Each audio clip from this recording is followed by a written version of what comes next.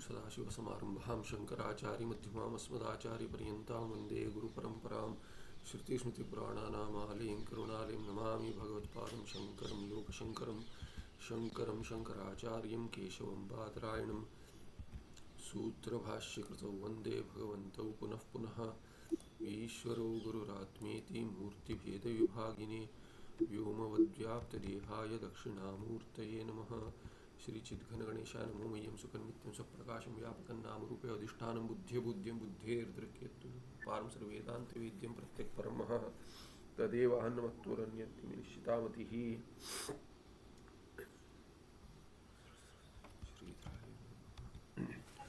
ठीक है। अनेन क्रमेण तो ये देखा कि प्रमाण प्रमा ये दोनों बहुत ही पास है। माने एक वृत्ति है जिसको प्रमाण कहते हैं, इंद्रियजन्य। यहाँ पे इंद्रियजन्य इतना नहीं चाहिए, कहीं बिना इंद्रिय की भी, पर प्रमा के रूप में अभी के लिए इंद्रियजन्य लेते। वेदांत परिभाषा में वहाँ पे प्रत्यक्ष के लिए थोड़ा निराकरण किया गया, किंतु प्रमाण और प्रमा में सामीप्य है। क्या सामीप्य है? तो प्रमा अंतःकरण की वृत्ति है, इंद्रिय विषय से जुड़ता है, अंतःकरण की वृत्ति बनती है। अंतःकरण बाहर इंद्रियों द्वारा गया है, इसलिए इंद्रिय इसके लिए निमित्त है। उसके बाद वृत्ति जो बनती है अंतःकरण का परिणाम, उसको कहते हैं उससे जुड़ा हुआ जो चैतन्य, वृत्तिगत चैतन्य, उसको कह देंगे प्रमाण। और विषय आकार जो है घटाकार वृत्ति सहित चैतन्य, उसको कहेंगे प्रमा। तो इन दोनों में से एक का ग्रहण कर कर बाकी प्रमाता और प्रमेय को लेकर त्रिपुटी बन जाएगी। तो ये हमने कल देखा था। आगे कहते हैं अनेन क्रमेण बाह्य पदार्थानां प्रत्यक्ष ज्ञान उत्पत्ति दशायाम अंतःकरण वृत्ति ही बहिर्निर्गत्य विषयीभूत घटादि समान आकारताम धत्ते। ये तो बहुत बार, इतनी बार हो गया कि अभी माने पता नहीं आप कितने बोर हो रहे हैं पर बहुत अधिक बार हो गया ये। तो ये जितना हो सके उतना जल्दी समाप्त करते हैं।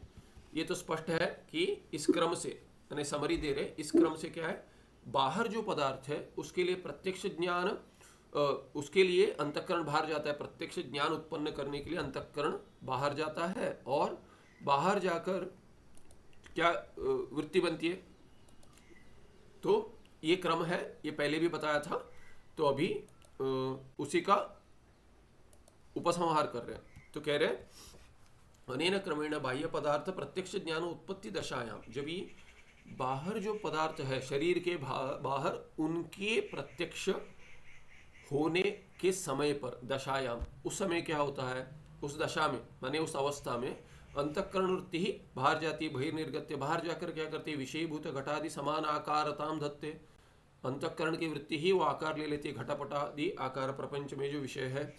शरीर अंतस्थ आत्मनः प्रत्यक्ष काले तू, उसमें भिन्नता दिखाते हुए जब शरीर से लेकर बाहर और अंदर ऐसे प्रयोग होता है, तो शरीर के भीतर जब भी आत्मन प्रत्यक्ष काले, शरीर अंतस्थ आत्मन प्रत्यक्ष काले तू अंतःकरण वृत्तिर बहिर्निर्गमनम विना शरीर से अंतर एव आत्माकारताम धत्ते। जब ये आत्माकार वृत्ति बनती है, ब्रह्माकार वृत्ति, तभी क्या होता है, ये अंतःकरण वृत्ति बाहर नहीं जाती। तभी क्या होता है, शरीर के अंदर होते हुए क्या आत्माकारताम धत्ते। तया आत्माकारया वृत्त्या आत्माश्रितम आवरणम निवर्त्यते। तो क्या होता है, अंदर ही वृत्ति बन रही है, अंतःकरण की वृत्ति ब्रह्माकार है या आत्माकार, ब्रह्मात्माकार कह सकते हैं। तो ब्रह्माकार करे अधिक प्रयोग होता है, आत्माकार कह सकते हैं, ब्रह्मात्माकार स्पष्टता के लिए कह सकते हैं। तो जब भी वो आकार लेती है, आकार माने कोई रूप नहीं है, उसका स्वरूप की वृत्ति है, जो स्वरूप है उसकी वृत्ति है। जब ही वो माने क्या है कि वस्तुतः क्या है कि और कोई विषय के साथ नहीं जुड़ा है जब भी अंतःकरण, तभी उसमें आत्माकार वृत्ति बनती है। और जब भी वो श्रवण के द्वारा बनी है आत्माकार अहम ब्रह्मास्मि साकार की, इस वाक्य पर विचार कर कर या इस वाक्य के अर्थ को लेकर विचार कर कर जब भी आत्माकार वृत्ति बनती है, ब्रह्मात्माकार वृत्ति, तभी कहते हैं तया आत्माकार या वृत्तिया। क्या करते, वृत्ति का क्या काम है? वृत्ति व्याप्ति होकर अज्ञान हटाना काम है। जैसे घटाकार वृत्ति बाहर के जाकर क्या करती थी, बाहर या भीतर हो वृत्ति व्याप्ति, वृत्ति से जब व्याप्ति होती है तभी उसका काम क्या है, उसका कार्य है अज्ञान का निवारण करना। तो अज्ञान किस पर आवरण करता है?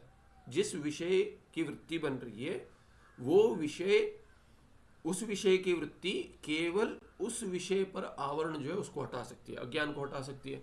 तो घटाकार वृत्ति जो बनती है वो घट पर जो आवरण है उसको हटा सकती है। तो आत्माकार वृत्ति आत्मा पर जो आवरण है उसको हटा देती है। तो तया आत्माकार वृत्तिया आत्माश्रितम आवरणम निवर्त्यते। आत्मा में ही जो आश्रित आवरण है, जो आत्मा को ही ढकता है, उसको हटा देती है। घटाकार वृत्ति जो भी बनती है वो घट पे जो आवरण है उसको हटा देती है। घट पर आवरण घटावच्छिन्न चैतन्य वस्तुता, यहाँ पे क्या है कि आत्मा ही चैतन्य है, उस पर जो आवरण है उसको हटा देती है। आत्मा स्वस्य प्रकाशन वृत्तो प्रकाशते। किंतु भेद क्या है? अभी वृत्ति व्याप्ति में तो भेद नहीं है, पर फल व्याप्ति में भेद है। माने बाह्य देश में जब भी घटाकार वृत्ति इत्यादि बनती है तभी वहां पे क्या है कि वहां पे वृत्ति केवल अज्ञान को हटा सकती है। उसके बाद जो वृत्ति में प्रकाश होना है, बिना उसके तो वृत्ति भी जड़ है। तो जो प्रकाशित होती है वृत्ति वो किसके द्वारा होती है? वृत्ति में जो विषय वो कैसे प्रकाशित होगा? क्योंकि विषय तो जड़ है, घटपट आदि, और वृत्ति भी जड़ है। इसीलिए क्या है कि वहां पे जो चैतन्य है, अधिष्ठान चैतन्य, उसको वृत्ति को प्रकाशित कर देता है बाह्य देश में। अब ये अंतर्देश में प्रकाशित कैसे होगा? वहां पे कहते हैं कि वहां पे फल व्याप्ति की आवश्यकता नहीं है, क्योंकि जो वस्तु है जिस पर आवरण था आत्मा, वो आवरण हट गया तो चैतन्य स्वयं प्रकाश है, वो वृत्ति को प्रकाशित कर देता है। तो आत्मा स्वस्य प्रकाशन है, अपने ही प्रकाश से जब भी आवरण हट गया तभी वृत्ति को प्रकाशित कर देता है। अनेन एव निमित्तेन आत्मा वृत्तेर विषय इत्युच्यते। और यही निमित्त है, इसी निमित्त के कारण क्या है, आत्मा को वृत्ति का विषय ऐसा माना गया। ऐसा कहते हैं, आत्मा वृत्ति का विषय बनता है। वस्तुतः क्या है कि आत्मा जो है वो सबका स्वरूप है, तो विषय वस्तुतः नहीं बन सकता। नहीं बन सकता माने वो न शब्द का, न किसी इंद्रिय का, ना मन का, ना मन के अंदर वृत्ति का विषय बन सकता है। वस्तुतः तो विषय नहीं बन सकता। तो ये क्या है कि ऐसे कह देते कि आत्मा उसका विषय, माने पिछली बार में ऐसा था कि ये सप्तमी में विषय कह सकते, आत्मा आत्मनि विषये, वृत्ति आत्मनि विषये। षष्ठी में जो कहते हैं उसमें सप्तमी विषय, सप्तमी का अर्थ ले सकते आप, न कि ये विषय माने कि कर्म विषय बनता है। कर्म तो बन नहीं सकता कि आत्मा के विषय में आपका विचार चल रहा है, आत्मा स्वयं विषय नहीं बन रहा है। और जब भी आवरण हट जाता है और कोई विषय रहता नहीं है, तो हमारा स्वरूप जो है, जो विचार कर रहा है, उसी का स्वरूप है आत्मा। आत्मा माने वो यदि कहे मेरी आत्मा के विषय में वृत्ति बन रही है, मेरी आत्मा माने वहां पे मेरी आत्मा, यहाँ पे मम आत्मा, इसमें राहो शिरवत षष्ठी है। जो विचार करता है, अंतःकरण से जुड़ा हुआ है, उससे भिन्न होकर उसके स्वरूप में जो है वो स्वरूप उसका आत्मा ही है। अभेदे षष्ठी है ये, इसको अभेदे षष्ठी भी कहते हैं। अभेद के अर्थ में षष्ठी हुई है, या राहो शिरोवत षष्ठी। तो मेरी आत्मा माने मैं ही आत्मा हूं। हाँ माता जी, प्रश्न है, अनम्यूट कीजिए। मैंने म्यूट किया था बीच में आपको, क्योंकि थोड़ा किसी का शब्द आता है। ये जो आपने ये बोला था राहु, ये वाला दोबारा बोलिए। राहु शिरवत, सिर, राहु का सिर, राहु सिर। देखिए राहु और केतु क्या है, राहु सिर है। जब ये कहते हैं कि वो कथा जब भी आती है तो जब भी सर धड़ से, शरीर से भिन्न काट दिया था, तो जो सर है, सिर है, वही क्या है, वही राहु है। और बचा हुआ जो है शरीर, उसको केतु कहते हैं। तो ये राहु केतु जो है ये एक ही को काटकर राहु और केतु बने हैं। तो सर ही राहु है तो क्या कहेंगे, राहु का सर है करके ऐसे प्रयोग होता है, ऐसे वाक्य में प्रयोग होता है, राहु का सिर है। राहु का सिर है माने राहु ही सिर है, क्योंकि सिर से हटकर राहु का कोई अंग अंश नहीं है। तो राहु ही सिर है। पर कैसे कहेंगे, अरे ये राहु सिर है ऐसे नहीं कहते, राहु का सिर जो है ऐसे कहते हैं।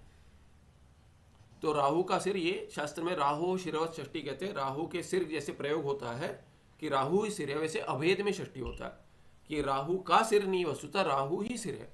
ये मैं मम आत्मा कहता हूं, मेरी आत्मा मैं ही आत्मा हूं, ये अभेद षष्ठी है। ठीक है।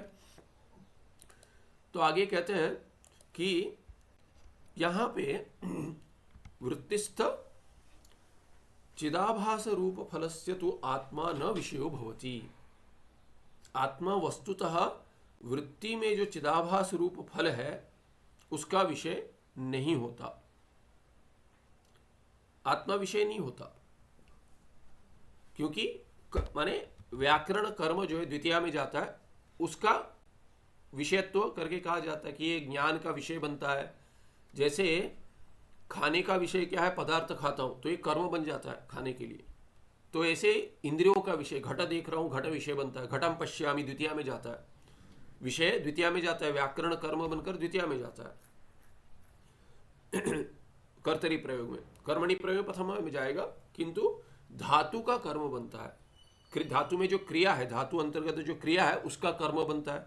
यहां पे यदि कहेंगे कि विषय हो जाता है, किसका विषय हो जाता है, पहले कहा था कि वृत्तेः विषयः इति उच्यते। वृत्ति का अर्थ क्या हो गया, प्रमा, वस्तुतः प्रमाण, पर घटाकार वृत्ति जैसे आत्माकार वृत्ति लिए तो वृत्ति का विषय बन गया, तो विषय को लेकर प्रमा कहेंगे तो ज्ञान, ज्ञान का विषय बन गया। माने ज्ञान सकर्मक है, न्या धातु सकर्मक है, न्या धातु, तो जानाति क्रिया का विषय बना, कर्म बना।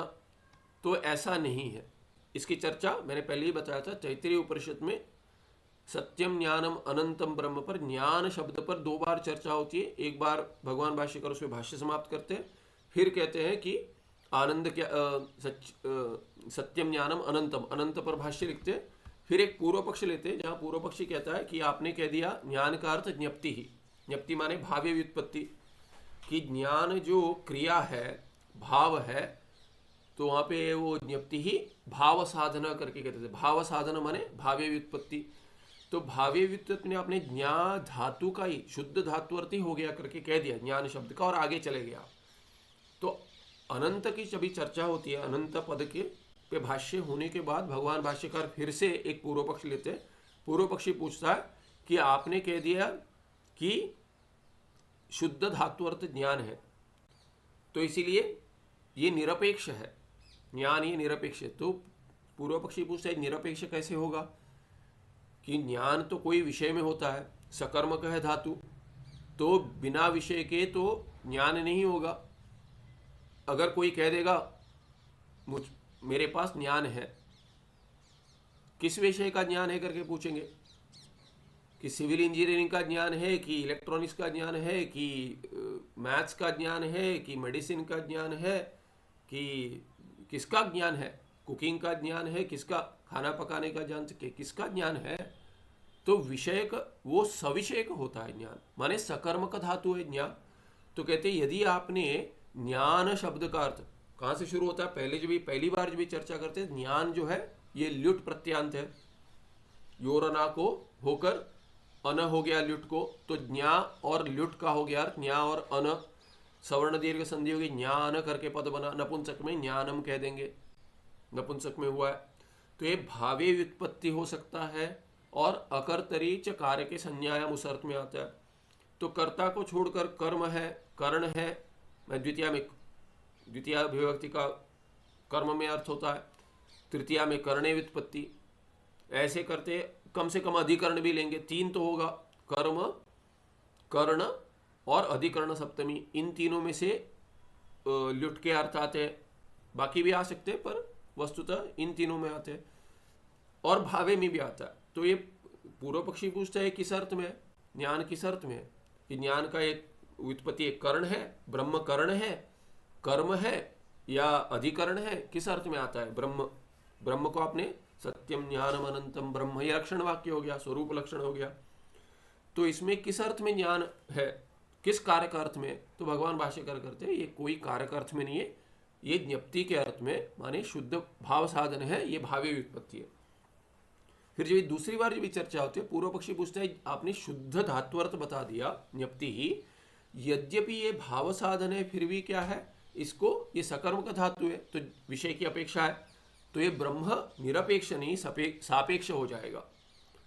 तो भगवान भाष्यकार हाँ ठीक कह रहे, वैसे नहीं कहते, सत्यम बाणम इत्यादि नहीं कहते, वो मान लेते क्योंकि उत्तर में स्पष्ट है, वो कह देते इसीलिए ये ज्ञप्ति ही भी उसका वास्तव अर्थ नहीं है, उससे भी लाक्षणिक हो जाएगा, लक्षण से अर्थ करना पड़ेगा, शुद्ध चैतन्य अर्थ ही होगा। शुद्ध चैतन्य जो भी कहेंगे चैतन्य है, ये चित्त है, तो किस विषय में चित्त है करके प्रश्न नहीं होगा, क्योंकि अकर्मक है, चैतन्य अकर्मक है, चैतन्य में किसी की अपेक्षा नहीं है। तो कहते वास्तव अर्थ जो है, वस्तुतः इसका अर्थ चैतन्य है, चित्त में लक्षणा होगी, तो ज्ञान का अर्थ शुद्ध चित्त है, ज्ञप्ति ही करके कहेंगे तो बाकी कारक अर्थ नहीं करके उसका निराकरण कर देंगे, फिर कहेंगे लक्षणा से चैतन्य अर्थ ही, चित्त ही अर्थ है।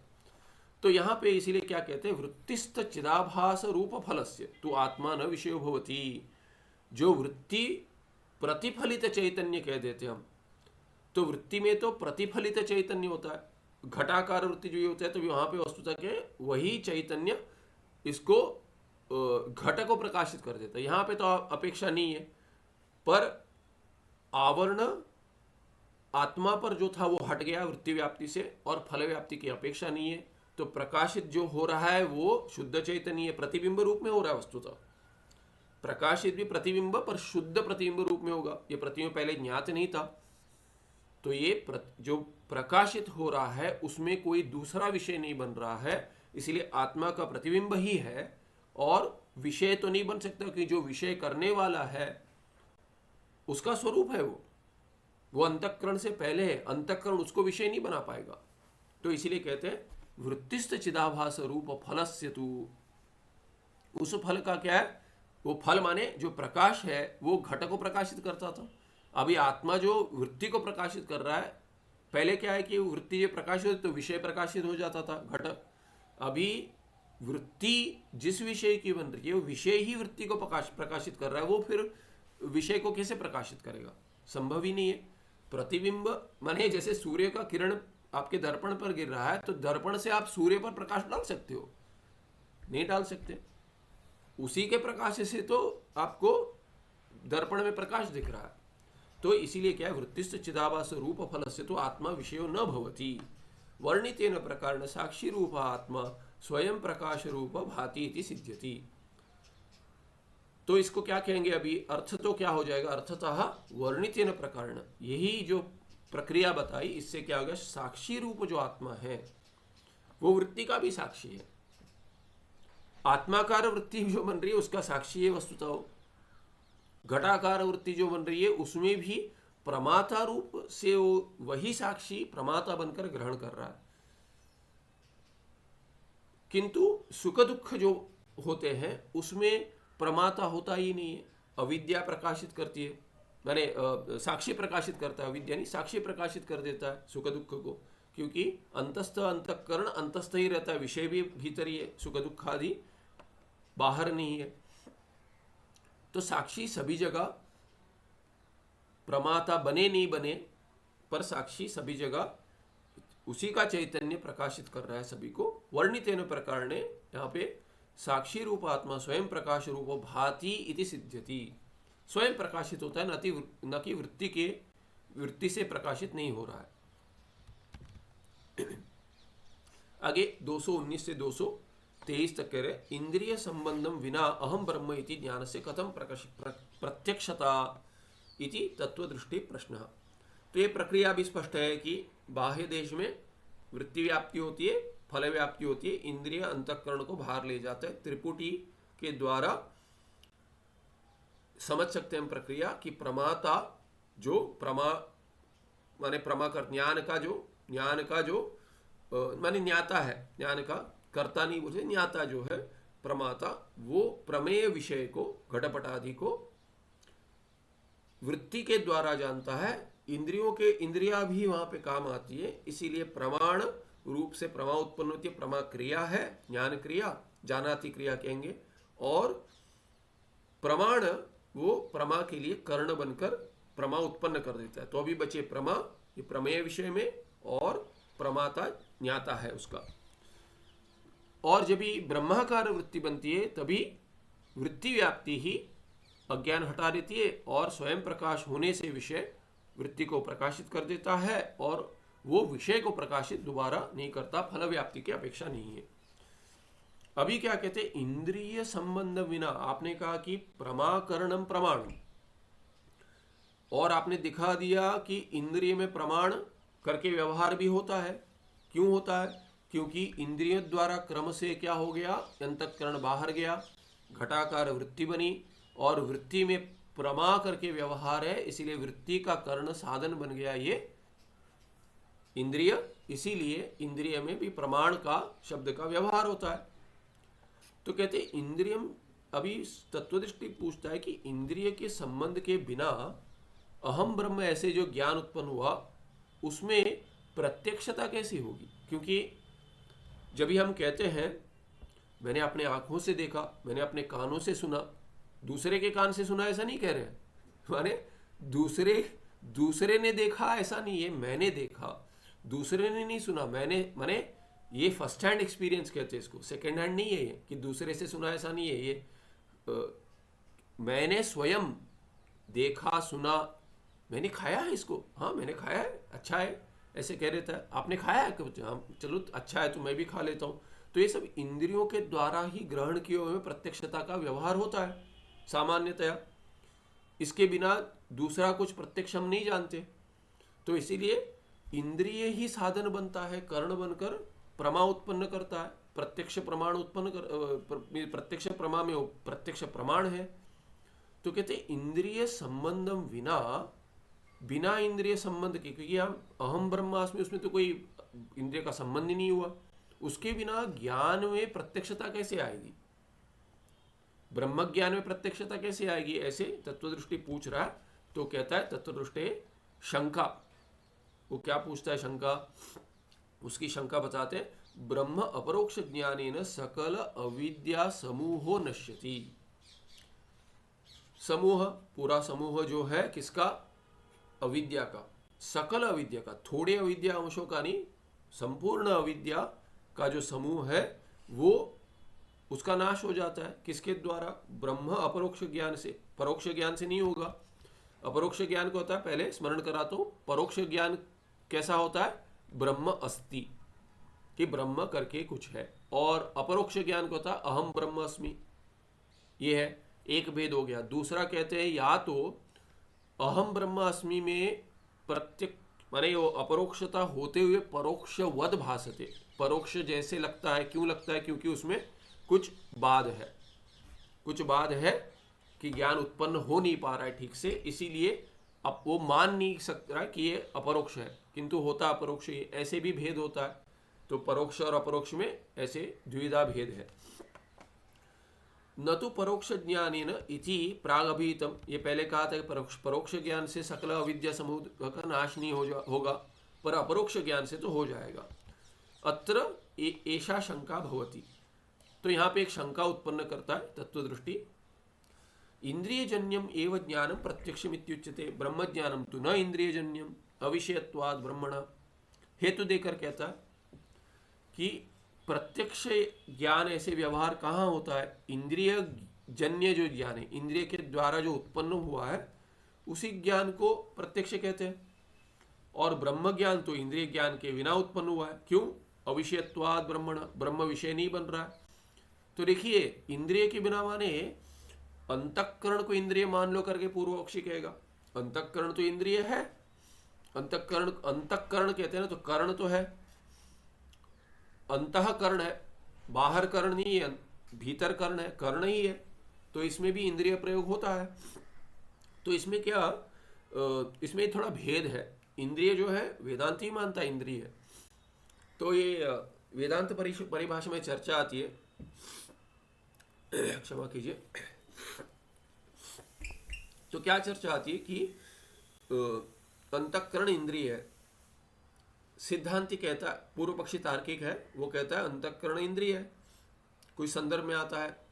तो सिद्धांति कहता है अंतःकरण इंद्रिय नहीं है। तो पूर्व पक्षी उदाहरण देता है, वो उदाहरण नहीं उसको प्रमाण देता है। कहते हैं आप तो वेदांती हो, स्मृति को भी श्रुति से आया मानते हो, श्रुति को ज्येष्ठ प्रमाण मानते हो। तो मनःषष्टानि इंद्रियाणि करके भगवान गीताचार्य बताते, मनःषष्टानि इंद्रियाणि। तो ये मन छठा इंद्रिय करके बताया, 5 इंद्रिय बोल रहे हो और मन को साक्षात भगवान कृष्ण कह रहे हैं कि ये इंद्रिय है और आप कहते तो इंद्रिय नहीं है, ये कैसे होगा? तो कहते हैं, तो पूर्व पक्षी का निराकरण करने के लिए थोड़ा यहाँ पे जल्प से वितंड मान सकते हैं। तो वस्तुतः निराकरण इंद्रिय का नहीं किया गया वहां पे।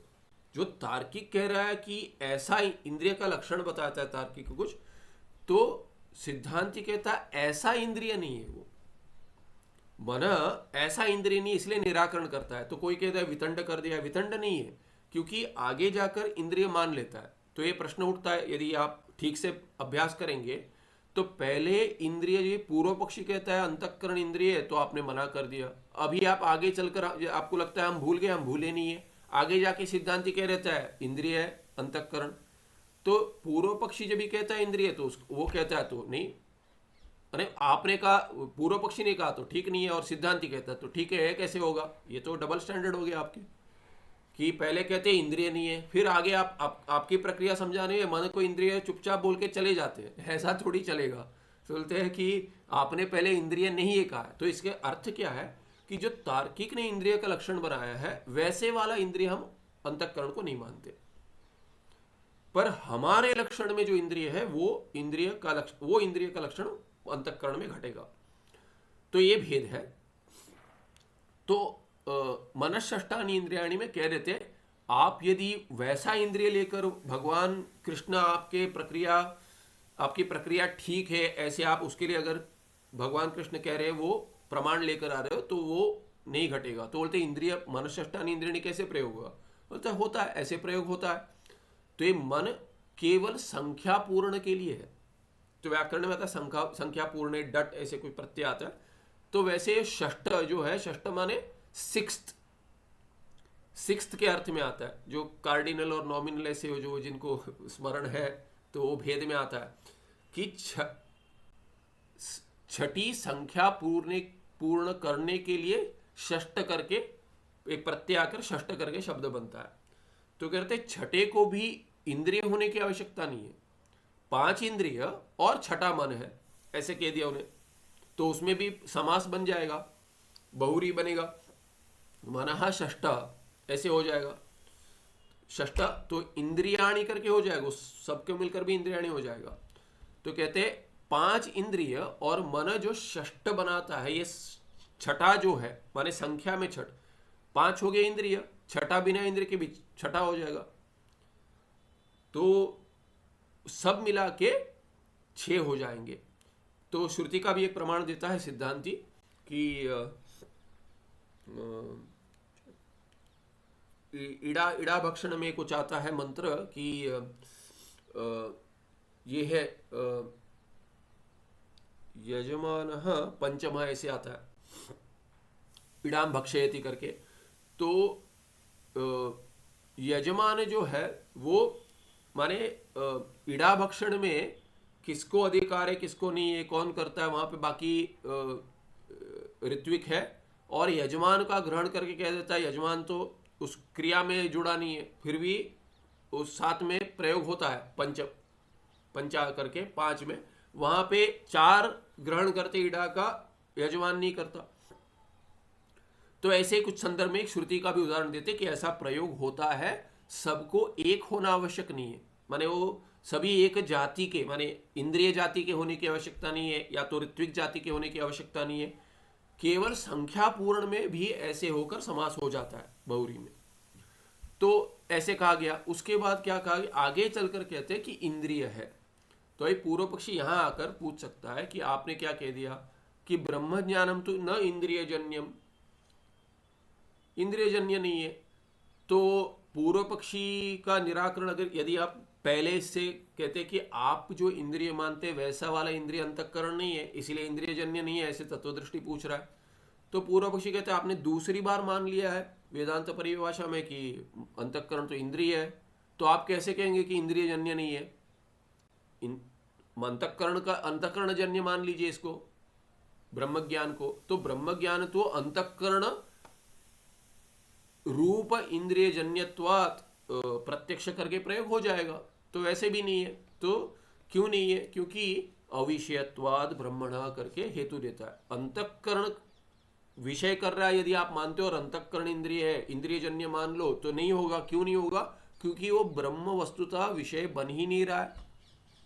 यदि आप अंतःकरण को इंद्रिय मानते हो फिर भी उसका विषय नहीं बन रहा। इसलिए हेतु क्या दिया है? अविषयत्वाद, ब्रह्मणा अविषयत्वाद, जो आपने अभी समझाया। तो यतो वाचो निवर्तन्ते अप्राप्य मनसा सह इत्यादि श्रुति, और वो प्रमाण देता है श्रुति का कि यतः यस्मात् यस्मात् ब्रह्मणः वाचः निवर्तन्ते, कि वाच उपलक्षण है, वाग इंद्रिय और बाकी भी इंद्रिय उसको वस्तुतः विषय बिना बनाए वापस आ जाते। तो इंद्रिय का विषय नहीं है। चलिए मन का विषय है क्या? इंद्रिय माने नहीं माने, मन का विषय है क्या? मनसा सह निवर्तन्ते वाचः। तो बहुवचन का प्रयोग हुआ है, वाचः करके कह दिया। वाक वाचो वाचः, तो ये सभी इंद्रियों का उपलक्षण है। सभी इंद्रियों माने शब्द का। अरे आप तो शब्द प्रमाण कहते हैं, यहाँ पे संशय होता है। शब्द प्रमाण कहते हो आप, शब्द प्रमाण से ब्रह्म का ज्ञान होता है, तो आप कैसे हो शब्द भी उसको विषय नहीं बनाते? कह रहे शब्द वाचा निवर्तन्ते, कैसे कहेंगे आप? तो वहां पे कहते हैं शब्द का जो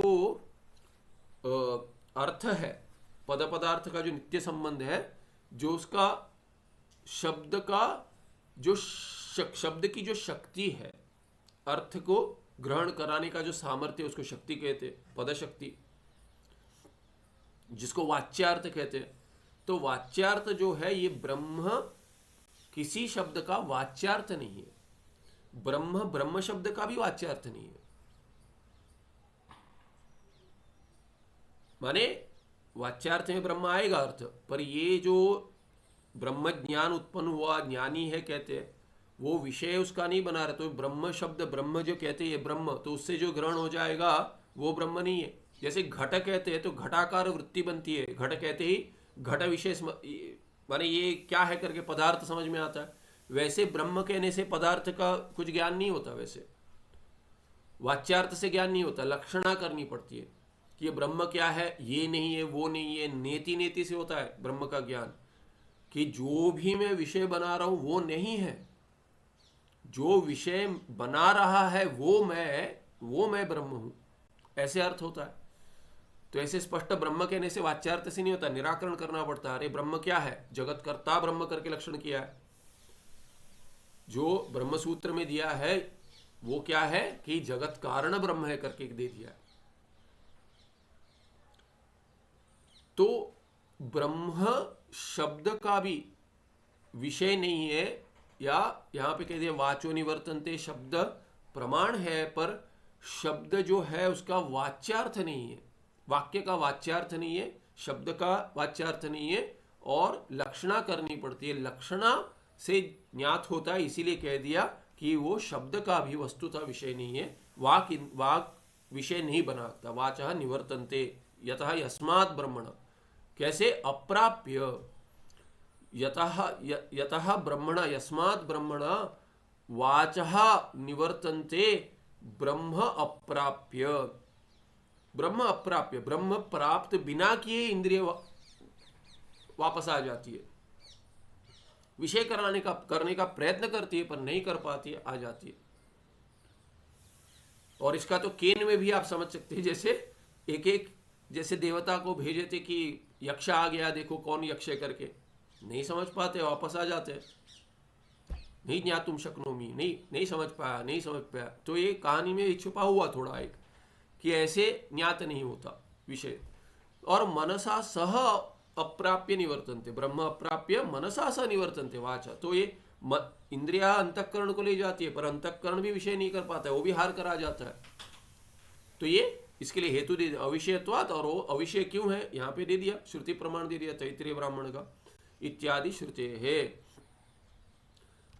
आगे ब्रह्मण ज्ञानेन्द्रियाणाम विषय, ऐसे बतलाते, इसका विश्लेषण करते कि ज्ञानेन्द्रिय का विषय नहीं है ब्रह्म। कर्मेंद्रिय का तो कोई कह नहीं रहा है, तो ज्ञानेन्द्रिय का विषय नहीं है। ब्रह्म को ना उठा सकते हैं हाथों से, तो कर्म इंद्रिय का तो विषय नहीं है, वो तो प्रश्न ही नहीं है। ज्ञानेन्द्रिय का विषय नहीं करे, स्पष्ट करे। फिर भी यदि प्रश्न ऐसा आएगा, यदि शंका आएगी, संशय उत्पन्न होगा, तो कहते हैं ब्रह्म ज्ञानेन्द्रियाणाम विषय न, ब्रह्म न चक्षुष विषय, चक्षु का विषय क्यों नहीं है, तो एक एक इंद्रिय का बताते क्यों नहीं है। तो कहते 220 में स्वरूपतः पदार्थस्य अथवा नीलादि वर्णस्य एव ज्ञानम चक्षुषा जन्यते। क्या कहते हैं कि पदार्थस्य अथवा नीलादि वर्णस्य एव ज्ञानम चक्षुषा जन्यते। चक्षुषा किम जन्यते, चक्षु के द्वारा क्या कैसा ज्ञान उत्पन्न होता है। जन्यते, जन्यते कर्मणि प्रयोग है, कर्मणि प्रयोग जन धातु का। कर्तरी में क्या बनेगा, बहुत दिनों के व्याकरण, कर्तरी में क्या बनेगा जन धातु का,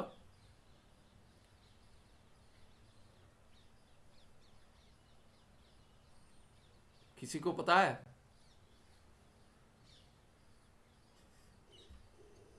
तिंगंत लट लकार तिंगंत डालना है, लेकिन नहीं, लटलकार तिंगंत ही है, लटलकार ही है, और प्रथमा एक वचन ही है, उसी का पूछ रहे हैं। कर्मणि प्रयोग है। कर्तरी में क्या बनेगा, भाव कर्मणोर यख जन्यते, जायते होता या जनोर जनयति बनेगा, जनयति, जनयति नहीं बनेगा, जायते बनेगा, जायते बनेगा। बहुत बार आया है ये, तो थोड़ा क्या है कि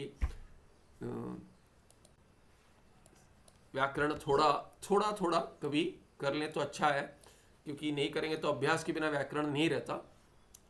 तो स्वरूपतः पदार्थस्य अथवा नीलादि वर्णस्य एव ज्ञानम चक्षुषा जन्यते करके कह दिया। जायते भी कह सकते, यहाँ पे ज्ञानम जायते, चक्षुषा जायते करके कह सकते, पर ये जन्यते कह दिया कि कर्मणि में कह दिया ज्ञान उत्पन्न चक्षु के द्वारा होता है, ऐसे अर्थ होगा। ज्ञान उत्पन्न होता है, किसके द्वारा होता है, चक्षु के द्वारा। कैसा ज्ञान उत्पन्न होता है, तो कहते हैं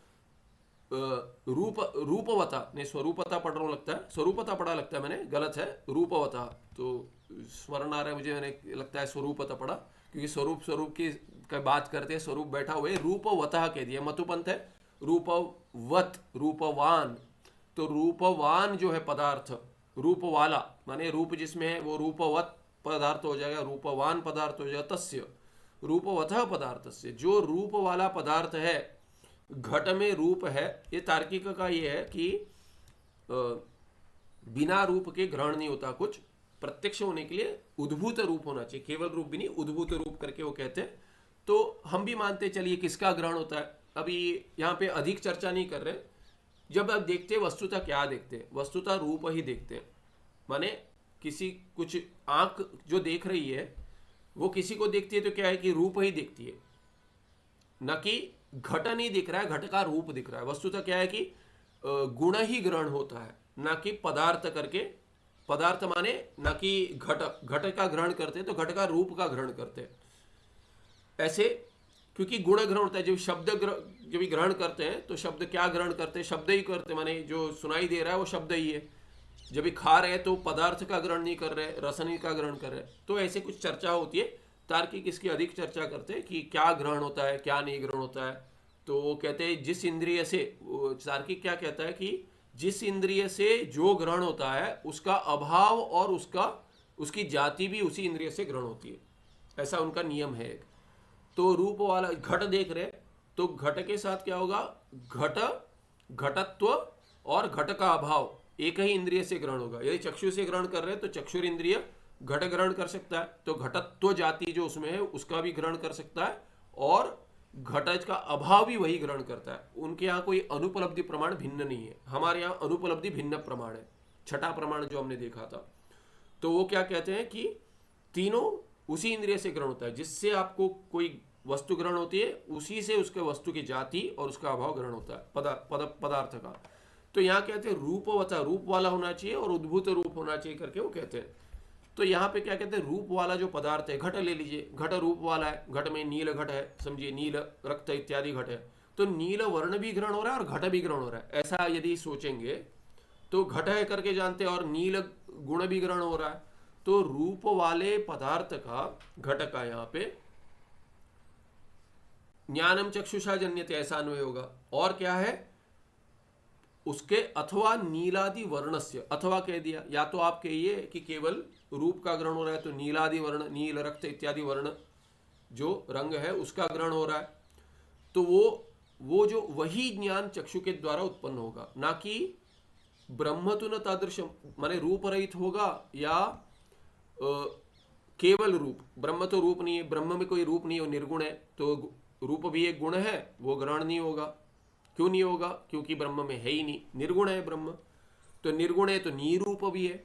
यदि ब्रह्म निरूप है, निर्गुण है, तो रूप रहित है, रूपवत ब्रह्म नहीं है, अरूपवत है, नहीं हो जाएगा, अरूपवत है। तो अरूपवतः ब्रह्मणः चक्षुषा ग्रहणम न भवति, चक्षु से ज्ञान उत्पन्न नहीं होगा। तो ब्रह्म तो न तादृशम, माने रूप वाला नहीं है ब्रह्म।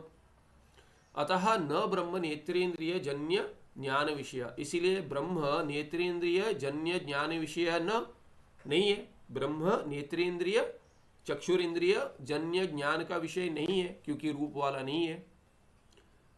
मनुष्याकारेण क्या है, मनुष्याकारेण अवतीर्णानाम, तो अवतार का, अवतार बताते हैं, अवतीर्ण माने अवतार जिन्होंने लिया है, कौन है? मनुष्य आकारेण, मनुष्य के आकार में किसने, तो ये कहते हैं ये ब्रह्म तो परमात्मा है, तो वो तो नेत्रेंद्रिय से ग्रहण नहीं हो रहा कह रहे। तो ये राम कृष्ण इत्यादि कल के अवतार भी आएंगे, ये तो मनुष्य के रूप में आएंगे, उनका तो रूप होगा, तो रूप कैसे नहीं होगा, रूप के सगुण बन जाएंगे, ग्रहण कर लेंगे। तो कहते हैं मनुष्याकारेण अवतीर्णानाम रामकृष्णादीनाम मूर्तयः यद्यपि रूपादि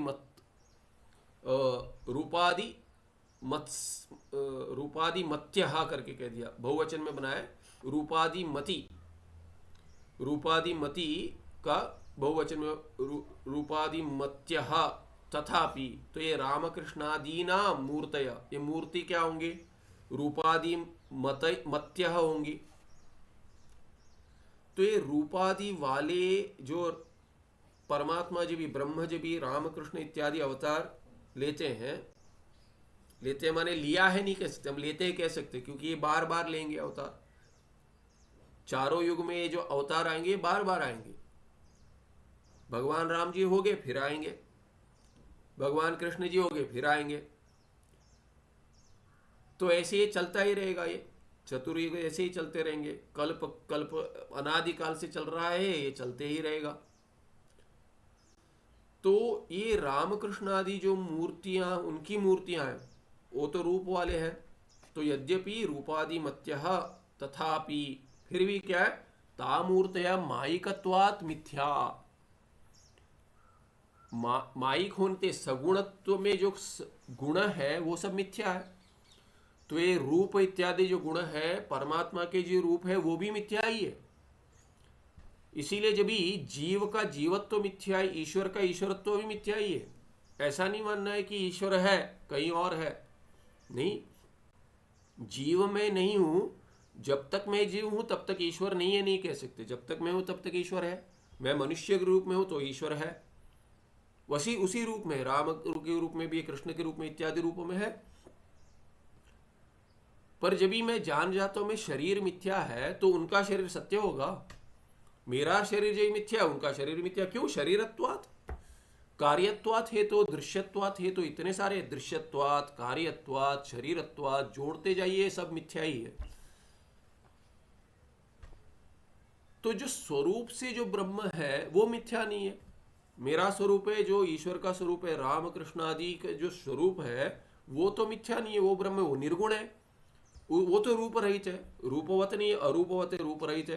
तो अतः न ता मूर्तया ब्रह्म रूपाः, तो ब्रह्म का रूप नहीं देख रहे आप जी, रामकृष्ण का रूप देख, परमात्मा करे कहते हैं हाँ ठीक है, पर शरीर देख रहे हो आप, रूप वाले का रूप देख रहे हो। तो यद्यपि पुराणादिषु रामकृष्णादि नाम ब्रह्म रूपेण वर्णनम अस्ति, पुराण में तो इनको ब्रह्म कह देते हैं, परमात्मा ब्रह्म ही है, राम के रूप में भी ब्रह्म है, कृष्ण के रूप में भी ब्रह्म है, देवी के रूप में भी ब्रह्म है, गणेश जी के रूप में भी ब्रह्म है, लक्ष्मी कहिए, सरस्वती कहिए, दुर्गा जी कहिए, सभी रूप में ब्रह्म ही है। ऐसा वर्णन आता है, हर पुराण में आता है। शिव जी भी ब्रह्म है, विष्णु जी भी ब्रह्म है, कृष्ण जी भी ब्रह्म है, तो ऐसे कितने गिनाएंगे आपको ब्रह्म है, परशुराम जी भी ब्रह्म है। तो इतना कह दिया पुराण में, आप कहते कि ये ब्रह्म रूप में नहीं है, न ब्रह्म रूप आप कह रहे, पूर्व पक्षी पूछता है, तो सिद्धांति कहता है वर्णन तो है पुराणी आदि में, पुराणादिषु रामकृष्णादीनां ब्रह्मरूपेण वर्णनम यद्यपि अस्ति तथापि तद्वचनम न तदीय शरीरस्य ब्रह्मत्व बुद्ध्या प्रवृत्तम। वो समझना चाहिए पुराण में जो वर्णन आ रहा है वो शरीर को लेकर नहीं हो रहा है, वो परमात्मा ने शरीर नहीं बता रहे। कि यदि शरीर होगा तो आपको पूछना पड़ेगा राम जी का शरीर ब्रह्म है कि कृष्ण जी का शरीर ब्रह्म है, दोनों का शरीर कैसे ब्रह्म होगा? तो परमात्मा रूप, क्योंकि वो शरीर तो भिन्न भिन्न है, शरीर ब्रह्म नहीं हो पाएगा, पर अंतर्गत जो परमात्मा तत्व है वो एक ही है, वही ब्रह्म है। तो ऐसे आपको समझना चाहिए, शरीर रहित, रूप रहित इत्यादि, रूप के बिना समझ नहीं पाते, इसीलिए रूप अवतार लेकर, रूप भक्तों के लिए ही, अनुग्रह के लिए वो लेते हैं अवतार। तो शरीर को आप ब्रह्म मत मानिए, वो तदीय शरीरस्य ब्रह्मत्व बुद्धिया न प्रवृत्तम तद्वचनम। किंतु तो क्यों ऐसे प्रयोग किया है वाक्य में? तदीय शरीर अधिष्ठान चैतन्य से ब्रह्मत्व बुद्धिया इति ज्ञेयम। तो शरीर का अधिष्ठान जो है वो ब्रह्म है, उस बुद्धि से आप समझिए कि वैसे पुराण के जो रचना करते हैं व्यास आचार्य इत्यादि और बाकी भी जो रचना की है, वो ऋषि मुनियों ने ऐसा शब्द वैसे वाक्य में प्रयोग किया है कि ये ब्रह्म है, परमात्मा है, वो शरीर अधिष्ठान चैतन्य को लेकर किया है। वहां पे ब्रह्मत्व बुद्धि होनी चाहिए, ना कि शरीर में। आगे यहां रुकते, ननु से आगे अगले पाठ में देखेंगे। सुखम नित्यम स्वप्रकाशम व्यापकं नाम रूप अधिष्ठानम बुद्धि बोध्यम बुद्धेर्दृक्यत्व अपारम सर्ववेदांत वेद्यम प्रत्यक परम तदेवाहन्नमत्वन्यरिति में निश्चिता मति ही। कोई प्रश्न है? पांचवें विषय का नाम रूप दोनों होता है, नाम का ग्रहण कैसे होता है? किसमें? रूप ऑब्जेक्ट्स का जो नाम रूप दोनों होता है। नाम ग्रहण तो चक्षुरेंद्रिय द्वारा नहीं हो रहा, वो तो कर्णेंद्रिय माने इससे हो जाएगा, श्रोत्रेंद्रिय से। जब एक ऑब्जेक्ट को देख रहे हैं तब वो जो कॉग्निशन आता है, जो ज्ञान आता है, ये पेन है और ये पुस्तक है, वो जो नाम आता है वो कैसे आ रहा है? नहीं, नाम तो पहले सुने होंगे बचपन से। देखिए वो पद और पदार्थ का संबंध नित्य मानते हैं मीमांसक। और प्रक्रिया कैसे, जी बचपन में आपने कुछ सुना नहीं है, मैं कुछ नया शब्द बोल दूंगा या भाषा कोई आपको पता नहीं, उसमें कह दूंगा कोई ये है, पर जब तक मैं आपको कोई वस्तु नहीं दिखा तो केवल नाम से तो आपको ग्रहण नहीं होगा। पर ये आगे दिखा दूंगा, इसको संस्कृत में लेखनी कहते हैं, कहेंगे लेखनी। अभी लेखनी शब्द नहीं सुना होगा तो भी आप पेन देखा रहे, ये तो पेन है, कह देंगे अरे पेन है, क्या अरे पेन है, लेखन है, आप पेन है, समझ में गए। तो ये पहली भाषा जब भी सीखते तभी ऐसा नहीं होता है, तो पहले तो संस्कृत का ये होता, तो शास्त्र में संस्कृत की चर्चा ही लेकर कहते हैं।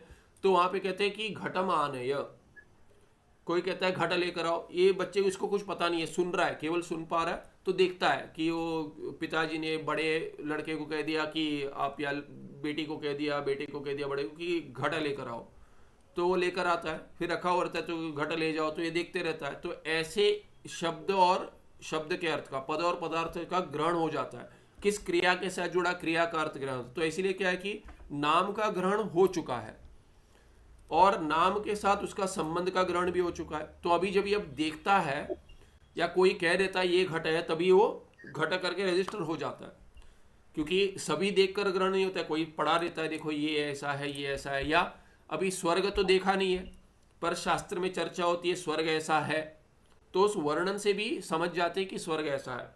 तो ये परोक्ष ज्ञान होता है। ये सब क्या है, ये अपरोक्ष है। प्रत्यक्ष है कि ये लेखनीय इत्यादि। तो जब ये घटपट आदि विषय का जब ये आप देखते हैं तो नाम का ग्रहण तो तभी होता नहीं है, पर मन में घटाकार वृत्ति बनती है और समझते कि ये घट मैं जानता हूँ, ये घट मैं पहले जानता था, ये घट है। तो ये बिना उच्चारण किए भीतर भी वृत्ति बनती है ऐसे। दैट्स व्हाई भी अंदर विचार चलते हैं, वो कोई भाषा में चलते हैं, विचार भी चलते कोई भाषा में ही चलते हैं। तो इसीलिए कोई पूछता है कि आप किस भाषा में सोचते हो, तो ये सोचना पड़ता है किस भाषा में सोचते हैं। यदि अंग्रेजी आती है कभी इसमें सोचते कभी उसमें, तो वस्तुतः कभी बहुत अधिक तो क्या है कि मातृभाषा में सोचते हैं, पर जितना भाषा का जितना प्रयोग किया उस भाषा में सोचते हैं हम। तो यदि संस्कृत आनी है, तो कोई पूछ रहा था संस्कृत समझनी है, कैसे समझनी है, अधिक भाषण करना है, बोले ये तब तक नहीं होगा जब तक आपका विचार संस्कृत में नहीं होगा। विचार संस्कृत में होना पड़ेगा, तब तक नहीं होगा। और ऐसे ही किसी ने बुलाया था जय कुमार जी ने कि उनके कोर्स का ये अंत था, तो बोलते कुछ इस पे बात कीजिए विषय में। तो मैंने बोला कि आगे चलते संस्कार जितने बनेंगे उतना ही होगा। जिस विषय का आप सोचते हो वही स्वप्न में आता है। तो मैंने संस्कृत की सिद्धि कब होगी, आप जब भी स्वप्न संस्कृत में देखेंगे। ऐसे ही कह दिया मैंने, वो ऐसे ही कह दिया। तो टारगेट रखिए करके कि ये संस्कृत में स्वप्न देखना है, टारगेट रखिए, तो तब हो जाए, क्योंकि इनको तो रुचि है, संस्कृत संभाषण सीख रहे इत्यादि। तो ऐसे ही कहने के लिए थोड़ा अधिक कह देते, एग्जैजरेशन होता है कि थोड़ा लाइटर मोमेंट भी होना चाहिए, नहीं तो यही करते करते प्रेशर लेकर टूट जाते कि ये नहीं हो पा रहा है। तो इसीलिए कहा, तो ये विचार ऐसे चलता है। तो शब्द और इसका जब ये ग्रहण हो जाता है इसमें, तो अभी ये संस्कृत भारती वाले भी जब ये पढ़ाते हैं तो अभी वो वैसे ही जैसे पहली भाषा जैसे तो वैसे पढ़ाते हैं, वो संस्कृत में पढ़ाते हैं। संस्कृत में पढ़ाते तो कैसे आएगी, कुछ नहीं आता उनको, तो आ जाएगी। तो साबुन दिखा के कहते हैं फेनकम इत्यादि, तो टूथपेस्ट दिखा कर कहेंगे दंत फेनकम। तो आपको पता है, जो पता है वो, तो तब तक तो आपको क्या है कि ये बचपन की प्रक्रिया वस्तुतः नहीं है। बचपन में देखकर सीखे, पर बहुत समीप में है। माने आपको कोई भाषा नहीं आती है, उस भाषा में ही सीखना है, तो कोई वस्तु को देखकर इसको ऐसे कहते कि तो पद और पदार्थ का संबंध बन जाता है, वो फिर बैठ जाता है मन में। ऐसे ऐसे प्रयोग होता है। ठीक है, और कोई प्रश्न है? ये गत्ते का क्या मतलब है? I don't understand here. We have used here, no? नहीं, सुनाई नहीं दे रहा। ठीक, गत्ते, there is a word here, गत्ते। धत्ते, हाँ, what is it meaning exactly? शरीर से अंतर, धत्ते माने वो ले लेता है वैसा, ये संदर्भ में जैसे आएगा वैसे कि वो आकार ले लेता है। अच्छा, स्वयं ले लेता है धत्ते, ऐसा धारण करता है करके अर्थ ले सकते हैं आप, धारण धत्ते। ठीक है, क्योंकि धा धातु से होगा, धत्ते करके हो जाएगा। ठीक है, सुखम नित्यम सब प्रकाश व्यापक नाम अधिष्ठान बुद्धि सर्वेदांति विद्यम प्रत्येक परम तदेव। नमस्ते, धन्यवाद।